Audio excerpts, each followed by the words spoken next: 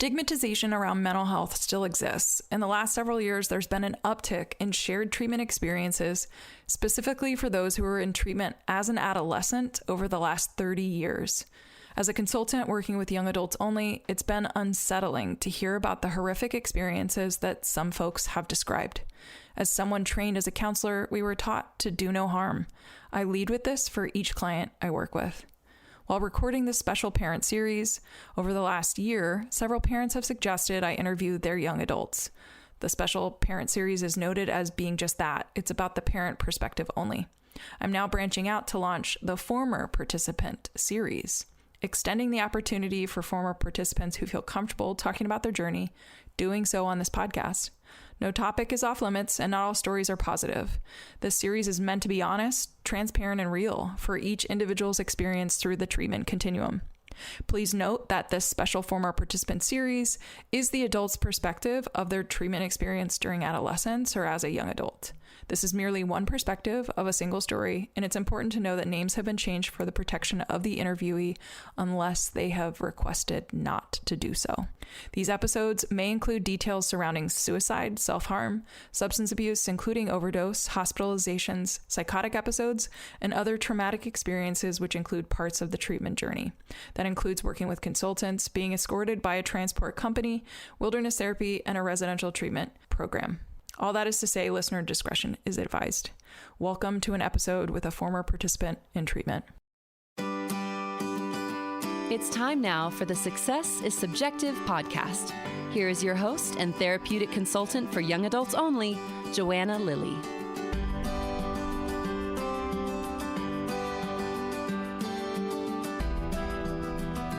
Hi, and welcome to the show. Today, my guest, who is a former program participant, is Bella. Bella's adolescent and young adult years were anything but linear. She talks about her treatment journey, what worked and what didn't, and spoke highly about the importance of mentorship and connection. Her life is full circle now with the work she does, and she's mentioned how truly grateful she is for where her life has taken her up to this point. Let's not wait any longer. Here's my interview with Bella on today's edition of Success is Subjective. Bella, thanks for being a former participant guest during the special series for the Success is Subjective podcast. Thanks again for doing this. Of course. You're welcome. Okay, so if you're okay with it, let's just jump right in. Yep. First of all, tell us, where did you grow up? Kind of give us the backstory, like what was going on before it even led to the point of like entering into any type of treatment. Yeah, so I grew up in Long Island, New York, a pretty normal, like suburban town. I had 3 older sisters. I have a little brother now. You know, my parents got divorced when I was pretty young, but at the same time did not impact me at all. I don't think that's what led me to my chaotic behaviors. But yeah, I was the youngest of 4 girls. And I think just growing up for me, I had a pretty fair life, I would say. I was really had everything that I needed. There was no major issues growing up until I was in about 8th grade. I think I started to get a little bit out there. You know, I have ADHD, and so I got diagnosed with that pretty early and started taking medications for that. And from there on out, it kind of started to spiral a little bit for me. When I was in high school, had some issues with my peers in high school, especially early on. I ended up switching high schools when I was in 10th grade. I went to private school my whole life and then, decided to go into public school. And once I did that, I started to meet more peers that were more interested in what I wanted to do. I started drinking, started using marijuana, and that immediately was a problem for me. I think, the first time I drank, I ended up blacking out and, needing to go to the hospital. So really my major issue and why I needed to go to treatment was because of my drinking. I was drinking pretty regularly. I think the first time that I had withdrawals, I was 16, and I didn't really understand that that's what was going on. And I don't think anyone around me really knew either. But, that summer, junior year to senior year, got pretty bad. when I was a senior in high school, started hanging out with some pretty negative peers, who were into other substances. And so, my drinking was, started out on the weekends for the most part, but then it got really bad and I ended up getting pretty depressed. So once I hit my senior year, once I turned around like 17, started to do some self-harming behavior. And then my parents were pretty quick to be like, okay, I think you need to go to the hospital. So then it was like immediately turned into, hospital trips, ER trips, psych wards, things like that. Went to treatment, like outpatient therapy, then did inpatient 30-day program in Connecticut. And then after that, I got home. They thought maybe she'll stable out. Did not stable out. I got into using cocaine. And so I was doing that pretty much regularly. And then once my parents kind of found out, that's when I ended up back into wilderness and then kind of started the journey from there. Wow. So, yeah, pretty chaotic. I think you paint the perfect picture of like, look, things were fine until middle school, right? Mm-hmm. And then it was like, got diagnosed, started taking meds, and then it was just like a total trajectory from there. Mm-hmm. And to be experiencing withdrawal symptoms from alcohol mm-hmm. at the age of 16, for anybody that's listening to this, like that's significant. And so I think that really just spotlights the intensity of the use in such a short amount of time and your body's level of dependency.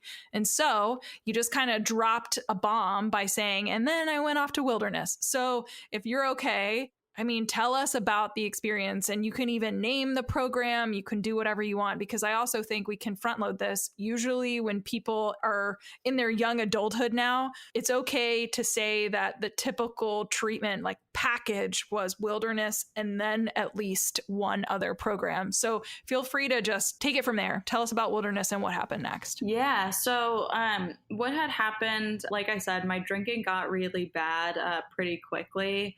And especially too, like adding in the other substances, I was super chaotic, super moody, would get into these huge arguments with my family, would sneak out of the house. I did that many times until my family, they got a security system on the house. So if I even opened a window, like alarms would blare, and a lot of people get, security systems so people don't break in. But mine was like, so I didn't break out of my house. And so, wow. Yeah. And so when I went to wilderness, what had happened was I had totaled my car, and that was like a pretty scary event for my parents, and just kind of showed the like irresponsibility of me and not really even being able to function a day-to-day life just out in the world, even living at their house, and they couldn't help me function. And so once I had that car accident, I ended up going into a psych hospital for about a week. And while I was there, I transitioned into wilderness. And what that was like for me was that I got woken up in the middle of the night.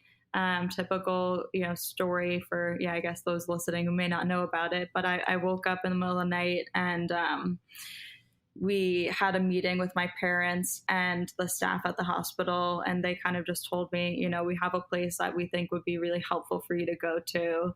In my head, of course, not happy about it. They did hire transporters to take me over there, really for my own safety. And so the transporters took me over there. I wasn't handcuffed. I wasn't blindfolded, anything like that. Kind of just went with these people, got on a plane and went to Utah.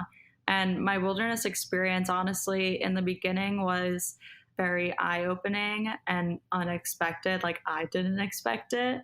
I had no knowledge of this stuff, so didn't know.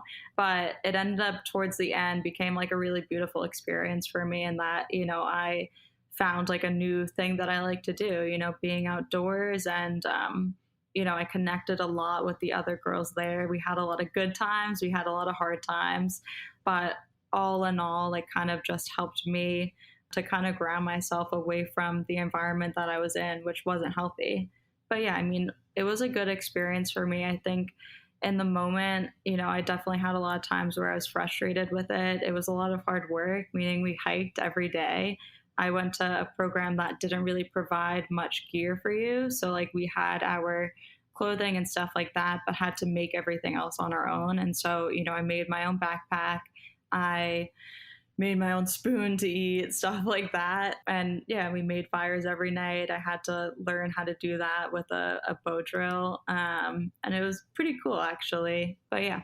And knowing too, you kind of front loaded with like, well, wilderness was a new experience for me. Like it was unexpected and it was certainly hard at times.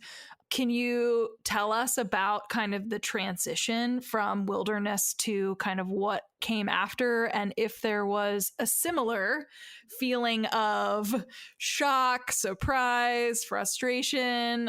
You're smiling, so I'm anticipating the expected response. Yeah, totally. I ended up going into, I guess it was like a therapeutic boarding school type in Utah after that.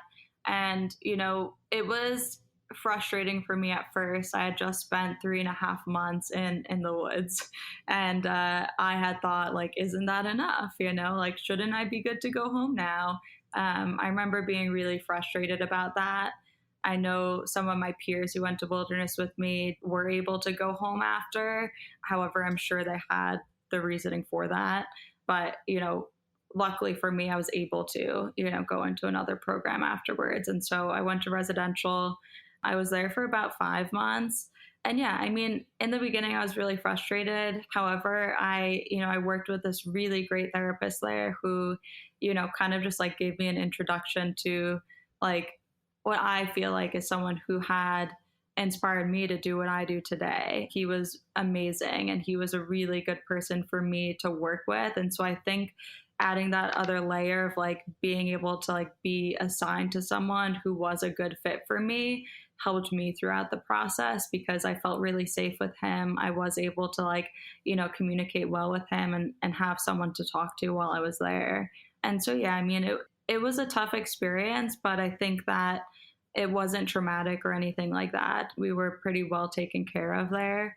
We had our own programming during the day. We got to go to activities. We did a color run once. We went to the University of Utah, like a basketball game once they took us to. Lots of fun things. It was a good experience. At the time, definitely didn't want to be there, but it was good. And then at the time, and what I think true to myself is that I'm an alcoholic. And so at that time, my belief with that is that, I wasn't introduced to maybe the right tool that I needed, which now I've learned really was the steps for me. I go to AA and I do all those things. And at the time, I didn't really have that solution. And so while the behavioral stuff was being addressed, my alcoholism wasn't. And so I ended up leaving. I AMA'd from that program. So I left early against, clinical advice when I turned 18, which I think, it does happen a fair amount. But, that was my path as well. Ended up leaving and kind of spiraled some more. Well, I mean, I want to just highlight quickly, you put emphasis on the match with the therapist, right? How that can really make or break insight, experience, self-awareness, motivation, all of the things. Mm-hmm. And then you also kind of just dropped a little seed where you're like, and I think because of that relationship, that actually facilitated where I am and what it is that I'm doing today. And we will get to that, because I obviously want to talk about kind of your journey outside of the treatment continuum. But okay, now you're 18, you're like, I'm out. Then what happens? What happened is that I turned 18 in October. I got in there like July-ish. So I turned 18 in October. In November, they allowed me to go home for a visit for Thanksgiving. I kind of like put on this like a two shoes act. I was following all the rules and everything. So I like knew that like home visit was happening. And as soon as I went home, I told my parents I wasn't going back, and they actually, kicked me out of the house. And so it kind of like spiraled me more, not like their fault or anything. I was already on that path, but it kind of spiraled me to, start getting back connected with those negative peers. I couch hopped a lot. Drinking got really bad. Other substance use was bad too. And then my parents got a order of protection against me, which you have to show up to court for. And so, the police picked me up. I went to court and they mandated me to go to treatment again. And so I went to, the state-run facility in Queens. It wasn't that great. But, ended up there, left there, ended up back in another place, kind of went through a bunch of different facilities until I really just bottomed out at the end of that year and reached out for help. And it's interesting because I actually ended up reaching out for help to the therapist from residential. I called him and he was able to talk to my parents for me, and he helped us out. It really showed like how much he cared a lot about the clients. It's not like we were paying him to help find me another treatment center or anything. Like, he just stepped in and was willing to talk with me and do all that stuff with me. So, well, and you kind of also just front loaded what ended up being the like bouncing around in treatment as you're actively in addiction. Is look, this residential treatment program really focused on the behaviors, but you left out the biggest piece, which is the actual substance abuse. Yeah. So if you're not focusing on recovery, what's necessary, getting connected to that community and those tools, then we're literally just kicking the can down the road, waiting for you to be like 18 or just like out of programming. And then it's like, well, what do you expect? Right? Like you said, you go back to old friends or peers, and then it's just like back to old times quickly. Yeah. So now you're reaching out to this therapist who clearly understands the opposite of addiction is connection. So establishing and maintaining that connection to get you the care that you need when you're finally at that point and saying, I'm ready. What happened next? So I ended up, my parents used an ed consultant too, and they had gotten me into a couple different programs. I went into like an inpatient facility in Ohio for about a month. And then from there, I went to this really great program in California for about 3 months. It was 12-step based. It was also trauma informed. And so, before I had gone into treatment, I experienced some severe trauma. And so just because of the people that I was hanging out with and the things that I got myself into. And so I went to this facility in California, which kind of got me more involved in the community and connected me to the resources that were able to help me learn how to maintain sobriety and like live like a happy life in sobriety. So I went there. I'm in Maine now. So once I completed that program, I went to a structured extended care program in Maine, which was kind of like a sober living house that had some programming with it, where I met Trish. And yeah, so I did that program and kind of just stayed here. So now, still live in Maine, still connected with the community that, I was introduced to in the beginning. Well, shout out. Thanks, Trish, for this connection and for being you.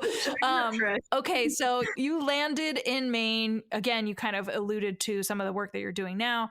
You've shared very vulnerably the journey that you're on, which was long and winding. And so I think that also just kind of paints a picture of like, look, no journey in life is linear. And especially when you throw in mental health or substance use or trauma or the combination of the three, it's guaranteed that you're going to have some real twists and turns along the way. So here's a fun question I like to ask. If 17-year-old Bella, wilderness, like kind of in the throes of like being in local outpatient practices and hospitalizations, like really before you left to do some of those treatment experiences, if she could see you now, what do you think she would say about you? Yeah, I think I would be shocked, even 18-year-old Bella, going into treatment, the treatment that ended up helping me get sober and stay sober, I think I would be shocked. I didn't think that like I had a future. I didn't think that anything was going to be possible for me because I was just stuck in this like vicious cycle of just really chaos. And so I think, if 17-year-old Bella like saw, the Bella that I am today, I think it would have given her some hope probably. And if I knew that I'd be able to do these things, I probably would have maybe put in the effort a little bit earlier. Well, so tell us then, what are some of the high notes? How did you get to where you are today? And if you feel comfortable, tell us, what is your role today? What are you doing? Yeah. So what really helped me get to where I am today, and I don't know how my parents figured this out, but really was the 12 steps. And like, that's something that I really believe is like gold standard for addiction and alcohol treatment. instead of like going to a treatment center where they were like, these are all the tools that you should use, now go out into the world and use it, I was given, a place that I could continue to go to.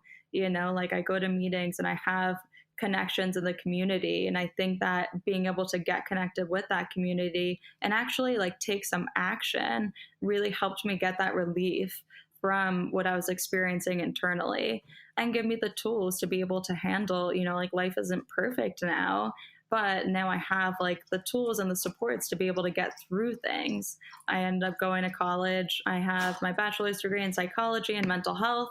I did that, speed tracked it in about 3.5 years. And then I went into a master's program for social work. And so I actually graduated that program a year ago. And, throughout that time too, I got really lucky in that when I was about a year sober, someone offered me a job in a treatment facility for addiction. And so I'd been working the entire time throughout college and grad school. I ended up getting my alcohol and drug counseling license while I was still in school. Started working as a counselor while I was in graduate school. I got to do a really cool second-year internship with the acute psych unit in the emergency room at the local hospital over here. So got to do all the psych assessments for people coming in for like hallucinations or suicidal thoughts or whatever, which was really cool. And then now I work as basically like the clinical program director for an outpatient addiction treatment facility. And yeah, I love it. Obviously everyone has their workplace issues, but, overall I feel really lucky in that, I get to do something that I love with people that I can relate to. So yeah, that's kind of where I'm at today. Okay. Last question. Mm-hmm. Thank you for sharing that too. Yeah. And it's such a cool experience to hear kind of that personal journey and how it got you to where you are professionally. Yeah. If you could, and I think you've kind of infused some bits of advice or suggestions throughout this interview, just based on your own experience.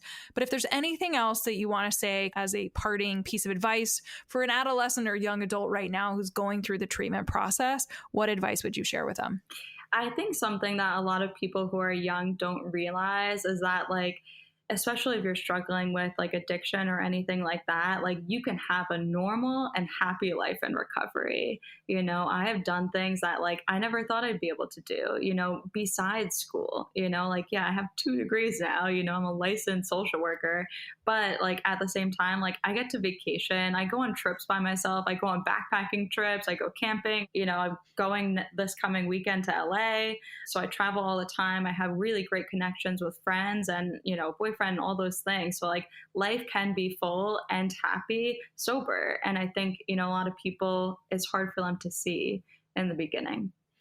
Well, Bella, thank you again, not just for that last imparting advice, but also just being you and being vulnerable, sharing this story and just being honest in this process. And so thank you again for carving out some time in I know your very busy schedule. So I appreciate that again for you just being a guest on the podcast. Of course. All right. Thank you. That's it for this week's Success is Subjective episode. We want to thank our guests for joining Joanna on the show this week and for being willing to share your journey. This podcast would not exist if it weren't for people such as yourself. Stay tuned for our next episode, where you can bet it'll be another amazing human sharing their personal story with the world. Make sure you check out the show notes, where you will find contact information, website details, and all social media for our guest. If you're interested in being a guest on the podcast, you can email Joanna at lilyconsulting.com. Be sure to check out the lilyconsulting.com website for additional resources outside of podcasting. Now, if you're listening to the show on Apple Podcasts, please subscribe. And while you're at it, feel free to leave a review. You can also download to listen to the Success is Subjective podcast on other popular podcast apps, such as Audible, Google Podcast, iHeartRadio, Spotify, Stitcher, and TuneIn Radio. Thanks again for listening in, and remember, there is no single path through life. Success is what you make it.